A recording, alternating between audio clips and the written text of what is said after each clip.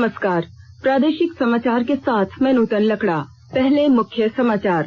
झारखंड विधानसभा का बजट सत्र 17 जनवरी से 22 को सदन में पेश होगा आम बजट। उत्तर प्रदेश में प्रयागराज में कल शाही स्नान के साथ शुरू हो जाएगा कुंभ मेला। पाकुड़, लातेहार, पश्चिमी सिंहभूम, गुमला और कोडरमा जिले से मुख्यमंत्री सुकन्या योजना की होगी शुरुआत। और मकर संक्रांति का पर्व आज झारखंड समेत पूरे देश में हर्षोल्लास के साथ मनाया जा रहा है। और अब समाचार विस्तार से। झारखंड विधानसभा का बजट सत्र 17 जनवरी से 8 फरवरी तक चलेगा। राज्यपाल द्रौपदी मुर्मू के अभिभाषण के साथ जहां सत्र का आगाज होगा, वहीं 22 फरवरी को सदन में आम बजट पेश किया जाएगा। सदन में पहले दिन राज्यपाल की ओर से मंजूर किए गए अध्यादेश की प्रति को पटल पर रखा जाएगा। इसके उपरांत शोक सभा का आयोजन होगा। 18 जनवरी को राज्यपाल के अभिभाषण पर धन्यवाद प्रस्ताव और वाद विवाद के साथ चालू वित्तीय वर्ष का तृतीय अनुपूरक बजट पेश किया जाएगा। 19 जनवरी को अनुपूरक बजट के वाद विवाद के बाद 27 जनवरी तक सदन की कार्यवाही स्थगित रहेगी। 28 और 29 जनवरी को आम बजट पर वाद विवाद तथा 30 जनवरी व 31 जनवरी को अनुदान मांगों पर चर्चा होगी। 2 और 3 फरवरी को जहां सदन की कार्यवाही स्थगित रहेगी, वहीं 4 से 8 फरवरी तक सदन में विधायी कार्य निपटाए जाएंगे। 23 जनवरी को नेताजी सुभाष चंद्र बोस की जयंती पर सभी विश्वविद्यालयों में स्वास्थ्य शिविर लगाया जाएगा। इस मौके पर विद्यार्थियों के ब्लड ग्रुप की जांच कर उनकी सूची बनाई जाएगी। राज्यपाल द्रौपदी मुर्मू ने आज देवघर कॉलेज के मेजबानी में चल रहे सिद्धू कान्हू विश्वविद्यालय अंतर महाविद्यालय युवा महोत्सव के समापन समारोह में ये बातें कही। इस मौके पर उन्होंने सर्वश्रेष्ठ प्रदर्शन करने वाले महाविद्यालयों और विद्यार्थियों को ट्रॉफी देकर सम्मानित किया। राज्यपाल ने राज्य स्तर पर अंतर विश्वविद्यालय युवा महोत्सव आयोजित करने का भी सुझाव दिया। जो ओरिएंटेड सब्जेक्ट हम शुरू किए, मैं बहुत खुश हूँ कि इसी साल केवल यही यूनिवर्सिटी 1500 बच्चों को कैंपस सिलेक्शन में सर्विस मिला है। झारखंड भी आज गवर्नमेंट ऑफ इंडिया ने आयुष्मान भारत शुरू की। मैंने सोचा ये पढ़ाई के साथ साथ परिवार को तो देखते हैं, लेकिन सोशल रेस्पॉन्सिबिलिटी भी बच्चों के अंदर ये जागरूक हो, पैदा हो, बढ़े। इसीलिए मैंने अभी जो 23 तारीख है नेताजी सुभाष चंद्र बोस की जयंती में सभी बच्चों का ब्लड टेस्ट होगा, ग्रुप टेस्ट होगा कि कभी भी किसी को भी जरूरत हो तो उनका कोई कमी ना हो।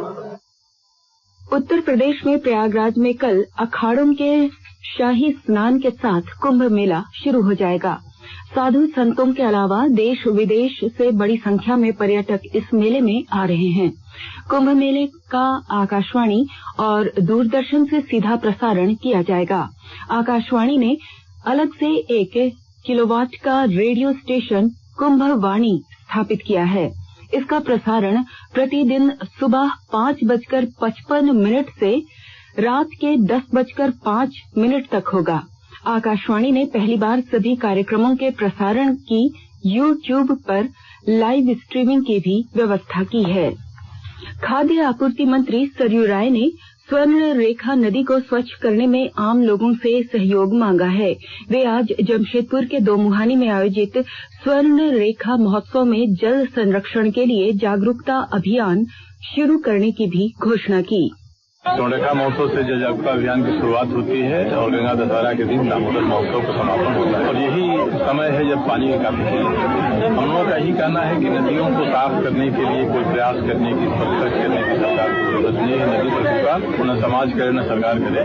नदियां अपने आप को साफ कर लेती हैं हर मानसून में, फिर हम गंदा करते हैं। समाज में जागृति आए, हम अपना अनुष्ठान भी कर लें, परंपरा का निर्वाह भी कर लें और नदी भी साफ रहे। ये केवल सरकार के बुद्धि की बात नहीं है और सरकार कर भी नहीं सकती है। समाज को आगे आना पड़ेगा, सबके मन में जागरूकता हो। इस मौके पर आयोजित सेमिनार में पूर्व मुख्यमंत्री अर्जुन मुंडा ने लोगों से कहा कि नदियों की पवित्रता और साफ सुथरा रखने के लिए आगे आएं।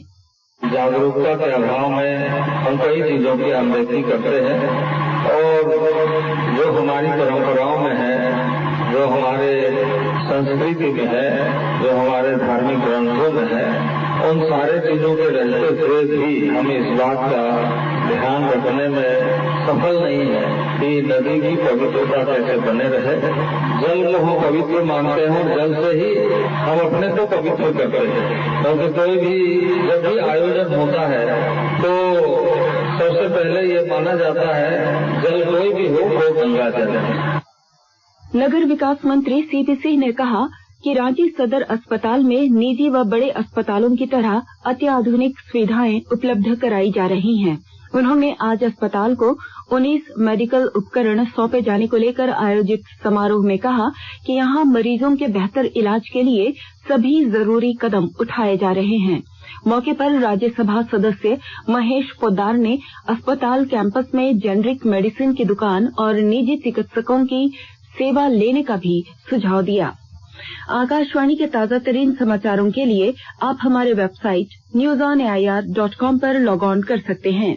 ताजा समाचार ट्विटर @AIR न्यूज अलर्ट्स और Facebook page all India radio news पर भी उपलब्ध है। प्रादेशिक समाचार आप आकाशवाणी रांची से सुन रहे हैं। मुख्यमंत्री सुकन्या योजना की शुरुआत पाकुड़, लातेहार, पश्चिमी सिंहभूम, गुमला और कोडरमा जिले से किया जाएगा। 24 जनवरी को इस योजना के लागू होने की उम्मीद है। पहले चरण में 1 लाख बच्चियों को इस योजना से जोड़ने का लक्ष्य रखा गया है। इस सिलसिले में समाज कल्याण विभाग की ओर से अभिभावकों को जागरूक करने के साथ आवेदन लेने की प्रक्रिया शुरू कर दी गई है। इन 5 जिलों में अब तक लगभग 32,000 आवेदन मिल चुके हैं। इस योजना का लाभ लेने के लिए योग्य लाभुक परिवार अपने नजदीकी आंगनबाड़ी केंद्र, बाल विकास परियोजना पदाधिकारी, समाज कल्याण विभाग तथा उपायुक्त कार्यालय में संपर्क कर सकते हैं।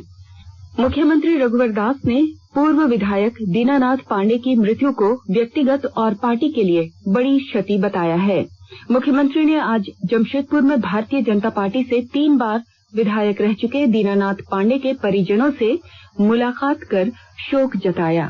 सरदेव दीनानाथ पांडे उन्हीं महापुरुषों में ऐसे पुरुष थे जो जनसंघ की स्थापना से ही इसका विराट रूप आज भारतीय जनता पार्टी हम देख रहे हैं। और पूर्वी विधानसभा क्षेत्र की जनता ने उन्हें 3 बार जनता की सेवा करने का मौका दिया। और मैं भी दीनानाथ पांडे जी से जनसंघ काल के समय से उनसे संपर्क करता और उनके मार्गदर्शन पर ही हमेशा जब भी मिलते थे जनता की सेवा करने का ही संदेश हमें दे रहे और उनके मार्गदर्शन पर ही जो पूर्वी विधानसभा क्षेत्र को 3 टर्म के कार्यकाल में जो सजाने और संवारने का काम किया था उसको मैंने आगे बढ़ाया। पश्चिमी सिंहभूम जिले से 4 महिला किसानों को कृषि की नई तकनीक सीखने के लिए इजराइल भेजा गया है। वहां से प्रशिक्षण लेने के बाद वे मास्टर ट्रेनर के रूप में अन्य किसानों को कृषि के आधुनिक तौर तरीकों की जानकारी देंगी। पेश है हमारे संवाददाता की रिपोर्ट। पश्चिमी सिंहभूम जिले से 4 महिला किसानों को कृषि की नई तकनीक सीखने के लिए इजराइल भेजा गया है, जहां वे टपक सिंचाई की विधि और नई तकनीकों को सीखेंगे। इससे पूर्व भी इस जिले से 2 किसानों को इजराइल भेजा गया था, जहां से वे नई तकनीक के जरिए कम उपजाऊ क्षेत्रों में भी अच्छी खेती करने के गुर सीख कर आए थे। यहाँ के किसानों के इजराइल जाकर प्रशिक्षण प्राप्त करने को लेकर स्थानीय किसान काफी उत्साहित हैं। जिले के उपायुक्त के अनुसार प्रशिक्षण प्राप्त कृषकों को मास्टर ट्रेनर के रूप में जिले में रखा जाएगा, जो प्रगतिशील किसानों को उन्नत तकनीकों की जानकारी देंगे और उन्हें बेहतर खेती करने में मदद करेंगे। दिलीप बैनर्जी, आकाशवाणी समाचार, चाईबासा। मकर संक्रांति का पर्व आज झारखंड समेत पूरे देश में परंपरागत श्रद्धा और हर्षोल्लास के साथ मनाया जा रहा है। राष्ट्रपति रामनाथ कोविंद, प्रधानमंत्री नरेंद्र मोदी और मुख्यमंत्री रघुवर दास ने मकर संक्रांति के अवसर पर लोगों को बधाई दी है। मुख्यमंत्री ने मकर संक्रांति के साथ टुसू पर्व की शुभकामनाएं राज्यवासियों को दी हैं। रामगढ़ के गोला प्रखंड में टुसू पर्व को लेकर आयोजित समारोह में मंत्री चंद्र प्रकाश चौधरी मुख्य अतिथि के रूप में मौजूद रहे। वहीं गुमला जिले के सिसई प्रखंड स्थित कोयल नदी के संगम पर मकर संक्रांति मेले के साथ साथ रथ यात्रा निकाली गई। पलामू जिले में भी मकर संक्रांति और टुसू पर्व को लेकर हैदरनगर स्थित कोयल सोन नदी के संगम पर विशाल मेले का आयोजन किया गया। हजारीबाग जिले के बरकट्टा स्थित सूर्य कुंड में भी आज से 15 दिवसीय मकर संक्रांति मेले का आगाज हुआ। और अब अंत में मुख्य समाचार एक बार फिर। झारखंड विधानसभा का बजट सत्र 17 जनवरी से 22 को सदन में पेश होगा आम बजट। उत्तर प्रदेश में प्रयागराज में कल शाही स्नान के साथ शुरू हो जाएगा कुंभ मेला। पाकुड़, लातेहार, पश्चिमी सिंहभूम, गुमला और कोडरमा जिले से मुख्यमंत्री सुकन्या योजना की होगी शुरुआत। और मकर संक्रांति का पर्व आज झारखंड समेत पूरे देश में हर्षोल्लास के साथ मनाया जा रहा है। इसके साथ ही आकाशवाणी रांची से प्रादेशिक समाचार का ये बुलेटिन समाप्त हुआ।